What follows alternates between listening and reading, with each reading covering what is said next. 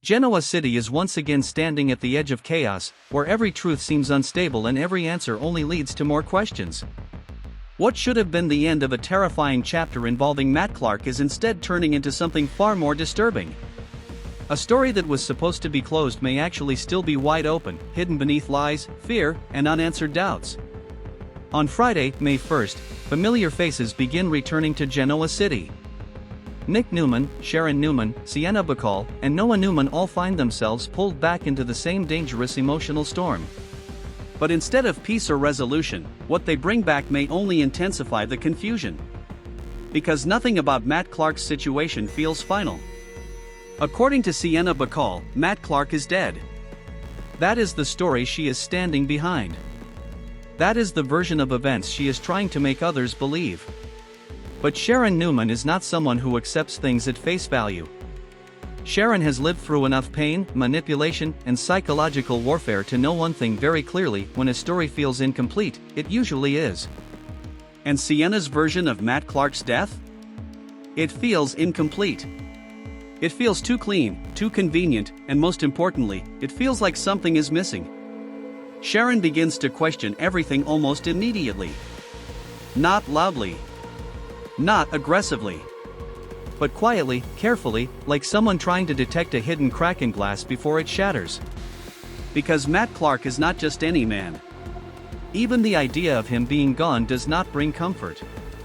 Instead, it brings suspicion. Fear does not disappear just because someone says the danger is over. Sometimes, fear lingers longer than the person who created it. And that is exactly what Sharon is sensing now. Sienna claims there was a confrontation. She claims there was blood. She claims Matt is gone. But there is a problem. There is no body. And in Sharon's world, no body means no closure. That single detail becomes the center of everything. It raises the kind of questions that cannot be ignored. What really happened that night? Why is the story so fragmented? And why does Sienna look like she is carrying more weight than she is willing to admit? Sharon begins to suspect that Sienna is not telling the full truth. Maybe she is protecting someone. Maybe she is hiding something. Or maybe she is part of something much bigger than she even realizes. Because there is also another possibility that cannot be ignored. What if Matt Clark is not dead at all? What if this entire situation was never about an ending, but about a disappearance? A planned escape disguised as a death? That idea changes everything. It turns Sienna from a witness into something far more complicated. Either she is deceived, involved, or completely unaware of the truth unfolding around her. And Sharon? She is not willing to let it go. At the same time, Nick Newman is dealing with his own internal battle. While the mystery around Matt Clark begins to tighten, Victor Newman is preparing for a very different kind of confrontation, one that has nothing to do with external enemies, and everything to do with family truth. Victor senses something is wrong with Nick. And Victor Newman does not ignore instincts like that. He pushes. He pressures. He demands honesty. Because for Victor, silence is never acceptable when something serious is happening under his roof. Nick, however, is not in a stable place. There are growing concerns about his personal struggles, including signs of substance-related issues that he has been trying to hide or control on his own. But Victor is not interested in half-truths. He wants confession. Direct. Clear. Unavoidable. And that confrontation is coming. As these two storylines begin to develop side by side, Genoa City finds itself caught in two overlapping storms. One storm is built on fear, deception, and a man named Matt Clark whose fate is anything but confirmed. The other storm is built on family pressure, emotional collapse, and a father forcing his son to confront something painful and real. Sharon is searching for truth. Victor is demanding truth. And both paths are leading toward moments that could change everything. Because in Genoa City, truth is never simple. As the tension in Genoa City continues to rise, Sharon Newman finds herself unable to shake the feeling that something is fundamentally wrong with Sienna Bacall's story. At first, it was just a subtle instinct, a quiet sense of unease. But now, that feeling is growing stronger. Because the more Sharon listens to Sienna, the more the details begin to blur instead of becoming clearer. Sienna insists that Matt Clark is dead. She repeats it with confidence, as if saying it enough times will make it unquestionable. But Sharon is not convinced. Not even close. In Sharon's experience, truth does not need repetition. Truth stands on its own. And right now, Sienna's version of events feels like it is trying too hard to stand. Sharon begins asking herself difficult questions. If Matt Clark really died, why does everything feel so uncertain? Why are there gaps in the timeline? Why do certain details seem carefully avoided instead of clearly explained? And most importantly, why is Sienna so emotionally defensive whenever the conversation gets too specific? That last detail does not go unnoticed. Because Sharon has seen this behavior before people who are not necessarily lying outright, but people who are protecting something. Or someone. Meanwhile, Sienna continues to describe the incident involving Matt Clark. She talks about fear. Panic. A violent confrontation that spiraled out of control. She mentions blood. She mentions chaos. But what she does not mention clearly is what happened immediately after. That missing section of the story becomes the center of Sharon's attention. There is a difference between telling a story and filling in a story. And Sienna's account feels like it has missing pieces that she is not comfortable addressing. Sharon starts to quietly test her. Not with accusations, but with pressure. Small questions. Carefully placed pauses. Reactions she watches closely. And slowly, she begins to notice something important. Sienna is not as steady as she first appeared. There are moments where her confidence slips. Tiny hesitations. Micro changes in tone. A brief look away when certain details are mentioned. For Sharon, these small cracks are enough to raise alarm bells. Because in her mind, people who are telling the truth do not need to manage their story this carefully. At the same time, another possibility begins to form in Sharon's thoughts, one she does not fully want to accept yet. What if Sienna is not lying about everything, but only about part of it? What if she truly believes Matt Clark is dead, but she is wrong? That idea is even more dangerous than a simple lie. Because it means someone else might be controlling the truth behind the scenes. Or worse, Matt Clark himself might still be alive, and everyone is reacting to an illusion. Sharon starts connecting the emotional pieces. Fear does not disappear this easily. Men like Matt Clark do not just vanish without consequences. And the lack of physical proof is becoming harder to ignore. No body. No confirmation. Only a story that feels incomplete. Elsewhere in Genoa City, Nick Newman's situation is also becoming more intense, even if it is unfolding differently. Victor Newman is no longer observing from a distance. He is preparing to confront directly. And when Victor decides to confront, there is no space left for avoidance. Nick senses it coming. He knows his father is not going to let things slide. But Nick is also struggling internally, carrying weight he has not fully admitted to anyone. Pressure is building from every direction. Family expectations. Personal instability. And now, the growing tension around the Matt Clark situation. It is too much for one person to quietly contain. Back in Sharon's world, she takes one more step, a direct conversation with Sienna that shifts the energy completely.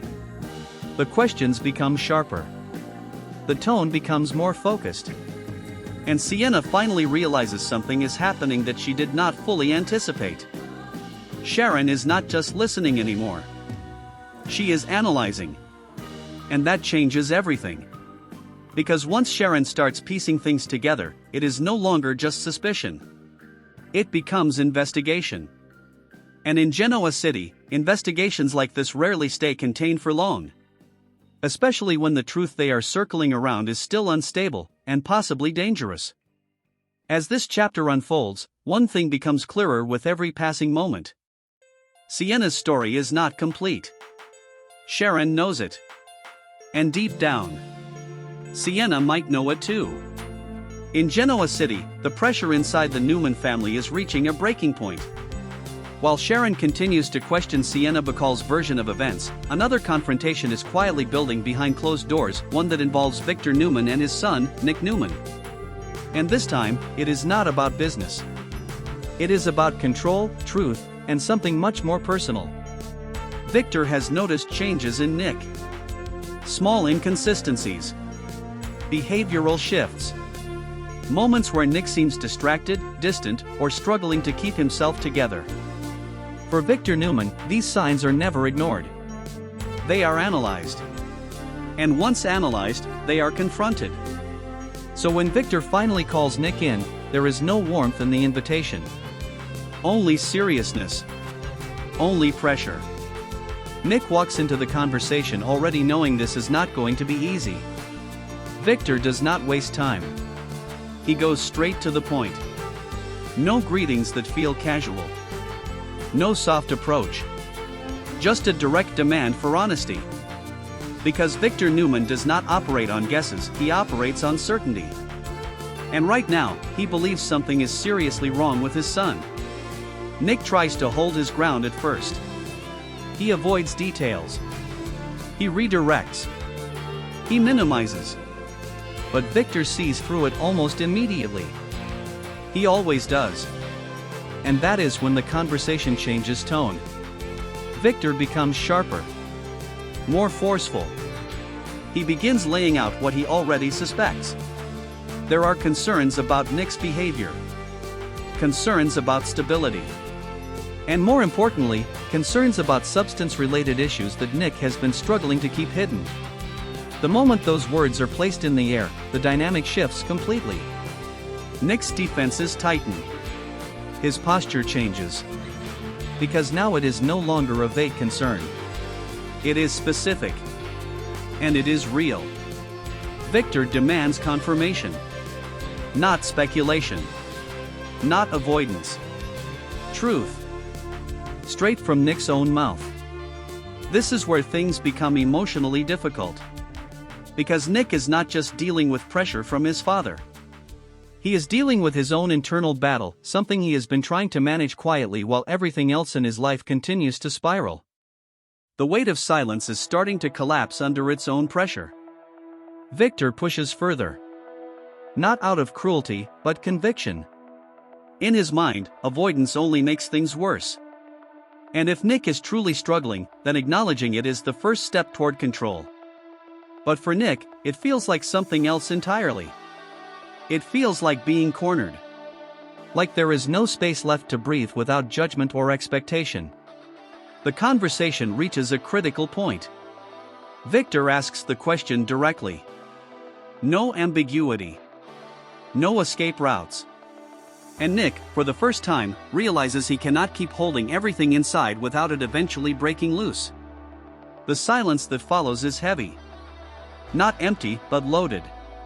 Because everyone in the room understands what is about to happen. This is the moment where denial either continues or ends. Nick finally begins to admit pieces of the truth. Not everything at once. But enough for Victor to understand that the situation is real. Serious. And no longer something that can be ignored or delayed. Victor's reaction is immediate. Not shock in the emotional sense, but confirmation. He suspected this. And now it is undeniable. But what makes this moment even more complicated is the timing. Because outside this conversation, Genoa City is already unstable. Sharon is digging into Matt Clark's supposed death. Sienna is struggling to keep her story consistent. And now the Newman family is facing an internal crisis at the exact same time. Victor realizes something important in this moment. The family is not dealing with one problem. They are dealing with multiple pressure points collapsing simultaneously. And Nick's confession is only one part of a much larger storm. Meanwhile, Nick is left emotionally exposed. Admitting the truth to Victor does not feel like relief.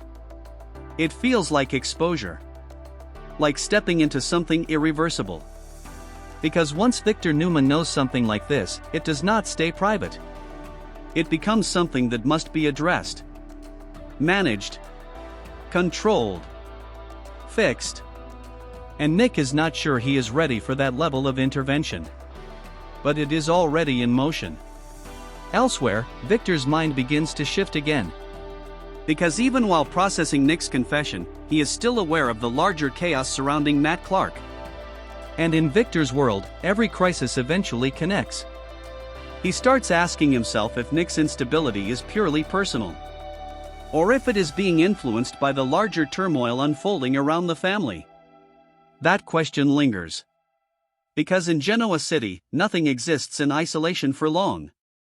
Every secret creates another consequence. Every lie creates another reaction. And every hidden truth eventually finds its way to the surface. As this part of the story closes, one thing becomes clear. Nick's confession is not the end of the problem. It is the beginning of a much deeper intervention. And Victor Newman is now fully engaged. As tensions continue to build across Genoa City, one truth begins to dominate every conversation, every suspicion, and every uneasy silence. Matt Clark. Or more accurately, the question of whether Matt Clark is truly gone. Sienna Bacall has already given her version of events. A violent confrontation, fear, blood, and a conclusion that she insists points toward Matt's death. But in Genoa City, insisted truth is never the same as confirmed truth. And Sharon Newman understands that better than anyone. The more Sharon thinks about Sienna's story, the more unstable it becomes in her mind. Not because it is impossible, but because it feels incomplete in the worst possible way. There are too many missing links. Too many gaps that don't connect cleanly. And too many emotional reactions that feel controlled instead of natural. Sharon starts to rebuild the situation step by step in her mind. If a man like Matt Clark really died in a violent confrontation, there would be undeniable evidence. Not interpretations. Not assumptions. Evidence. But what exists instead is something far more uncomfortable. A story without a body. A conclusion without closure. And a survivor who seems unsure of how much she should say out loud. That is what keeps Sharon from letting it go. Meanwhile, Sienna continues to hold her position, but something subtle is beginning to shift. The pressure is working. Not dramatically. Not suddenly. But slowly. Like cracks forming under tension that has been applied too long. When Sharon asks questions now, Sienna responds just a little slower than before. When details are requested, her answers become slightly more cautious.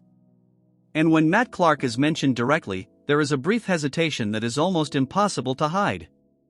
Sharon notices every one of these changes. And in her experience, those changes matter more than the original story itself. Because stories can be rehearsed. But reactions cannot always be controlled. At the same time, a new possibility begins to form inside Sharon's thinking, one that is far more dangerous than simple deception. What if Sienna is not lying about Matt Clark being dead? What if she genuinely believes it? That thought changes everything. Because it introduces a second layer to the mystery. If Sienna believes Matt is dead, then someone else may have manipulated what she saw. Or what she remembers. Or what she was allowed to understand. And that leads to an even darker possibility. Matt Clark may have staged everything. Not just survival. But disappearance. A calculated escape built on fear, confusion, and misinformation. In that scenario, Sienna would not be a conspirator. She would be a tool. Used without fully realizing it. Back in Sharon's investigation, she begins focusing less on what Sienna is saying. And more on what she is avoiding. The unanswered questions become more important than the answers already given. Where exactly did the confrontation take place? Who was present at every stage of the event? And why does no one seem completely certain about the final moment? Each question increases Sharon's suspicion. Not toward one single person, but toward the entire structure of the story. Because something about it feels designed to be believed rather than verified. Meanwhile, across Genoa City, Victor Newman becomes indirectly connected to the same mystery.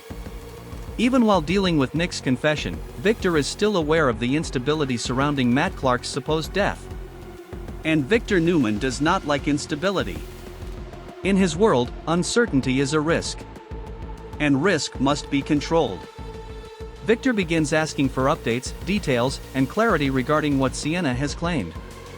Not because he fully trusts her story, but because he refuses to operate without full awareness. And the more information he gathers, the more he begins to sense that the situation is not resolved at all. It is suspended. Which is far more dangerous. Because suspended situations always collapse eventually. Sharon, however, is now moving into a more active phase of suspicion. She is no longer just listening. She is analyzing inconsistencies, cross-checking reactions, replaying conversations in her mind, and slowly building a psychological map of what might actually have happened. And that map does not lead to closure. It leads to contradiction. And contradiction always means one thing in Genoa City. The truth is still hidden somewhere. Possibly very close. As this chapter intensifies, one idea begins to dominate the narrative space. Matt Clark's death is not confirmed. It is not settled. And it may not even be real. It is a story held together by fear, incomplete evidence, and people trying to make sense of something they do not fully understand. And the more Sharon looks into it, the more dangerous the truth begins to feel. Because if Matt Clark is alive, then everything that has happened so far is only the surface of something much larger. And someone in Genoa City already knows more than they are saying. As Genoa City moves deeper into chaos, the tension reaches a point where no storyline exists in isolation anymore. Every secret is connected. Every decision has consequences. And every character is standing closer to collapse than they realize.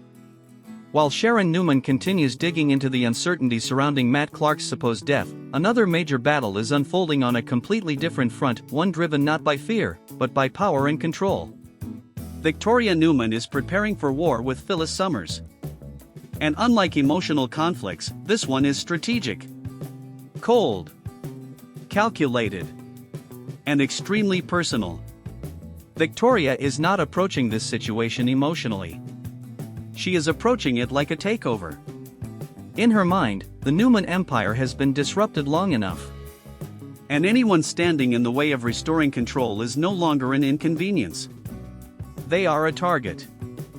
Phyllis, however, is not backing down easily. Despite the growing risk of legal consequences, even the possibility of prison looming in the background, Phyllis refuses to surrender. Her mindset is simple: giving up would mean losing everything without a fight. And Phyllis Summers has never been someone who accepts defeat quietly. This creates a dangerous balance. Because fear is influencing her decisions. But stubbornness is driving her forward. And that combination often leads to mistakes. Victoria recognizes this. And she is preparing to exploit it. She begins organizing her legal and strategic position carefully, making sure every possible angle is covered. Every weakness in Phyllis's case is being studied. Every contradiction is being prepared for use. Victoria does not want a fair fight. She wants a decisive outcome.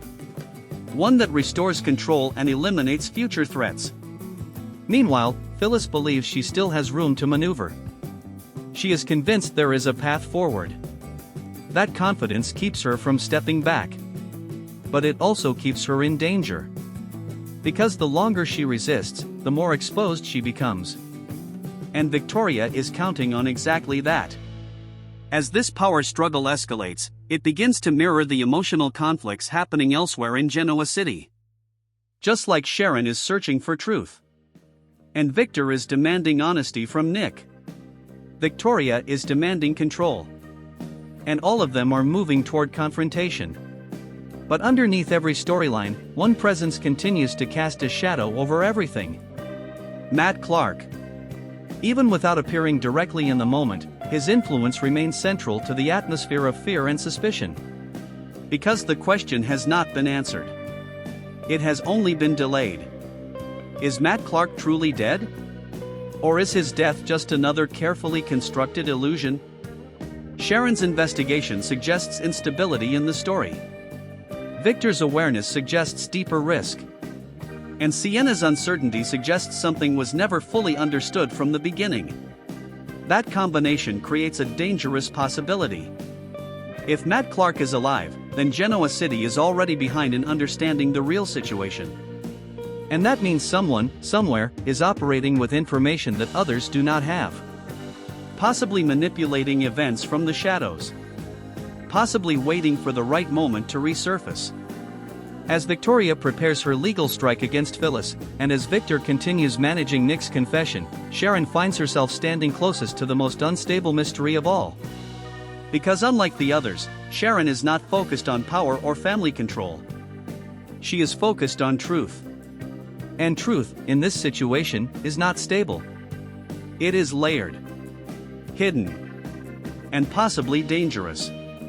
The final question begins to form across all storylines.